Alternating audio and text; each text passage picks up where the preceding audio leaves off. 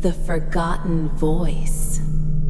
When Daniel, a college student, bought a second-hand tape recorder at a flea market, he thought it would be perfect for his film project. The seller was eager to get rid of it. Too eager.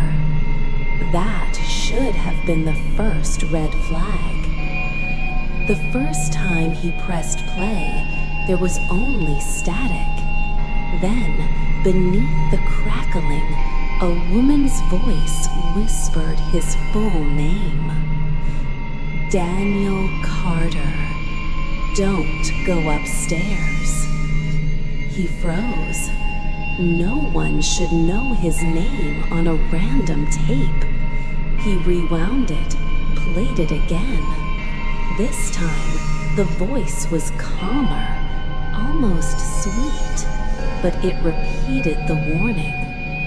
At first, Daniel convinced himself it was just coincidence, maybe a prank by the previous owner. But the voice changed every time he played it, sometimes begging, sometimes angry, sometimes crying. Always the same words. Don't go upstairs. A week later, while studying late, Daniel heard footsteps creaking above him, but his rented apartment didn't have an upstairs. He grabbed the recorder, pressed play again. The voice screamed this time, louder, desperate. "He's here!" The sound of something heavy dragged across the ceiling. His neighbors later swore nobody lived above him. Are you also hearing those voices?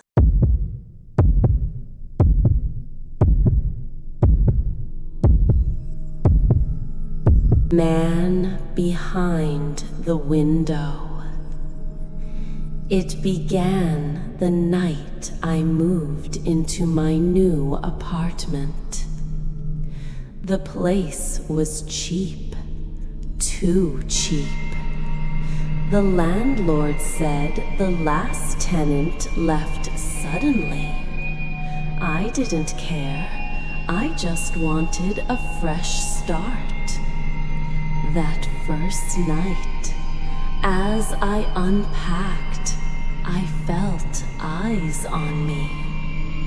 I turned toward the window, and there he was, a man, standing in the alley, not moving, not blinking, just watching.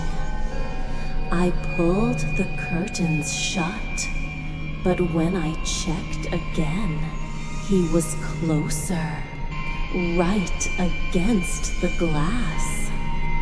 His lips moved, but no sound came out. Over and over, whispering something.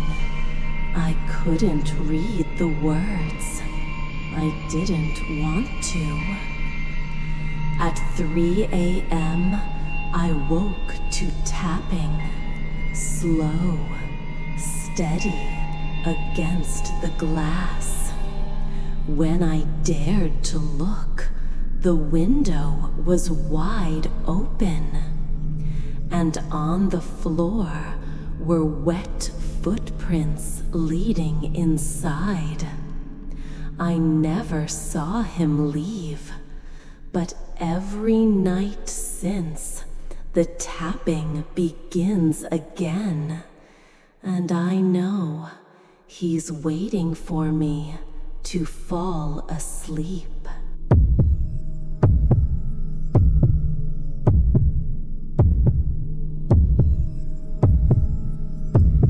The Jester's card. It was supposed to be a perfect family trip. We rented a huge Airbnb by the lake, 18 of us in total. Some stayed in the main house, but 4 of us cousins had to sleep in the garage-turned-bedroom behind it. At first, it was just uncomfortable. Moldy smell, old carpet, thin doors. But at 3 a.m., the first bang hit. Something slammed against the garage door so hard the walls shook. We thought it was wind. Then the second bang came, louder. By the third, 2 of my cousins sat up, pale, whispering, "That's not the wind." We texted my aunt. Within minutes, my uncle came with my dad and older cousins. They found a man standing behind the garage. He didn't run, he didn't hide, he just stared, and then vanished. No footsteps, no sound, like he melted into the night. When we packed to move into the main house, my brother found something on the floor. A playing card. The Jester. But not a normal one. Its face was twisted, demonic, grinning. The next night, around 4 a.m., my mom woke to footsteps on the porch and someone rattling the basement door where the boys were sleeping. She didn't dare open the curtains. By the time she checked, no one was there. We left early the next morning. No one spoke much in the car, but one thought burned in my mind. The man, the cards, the timing, all at the devil's hour. And the Jester wasn't mocking us. He was inviting us to play.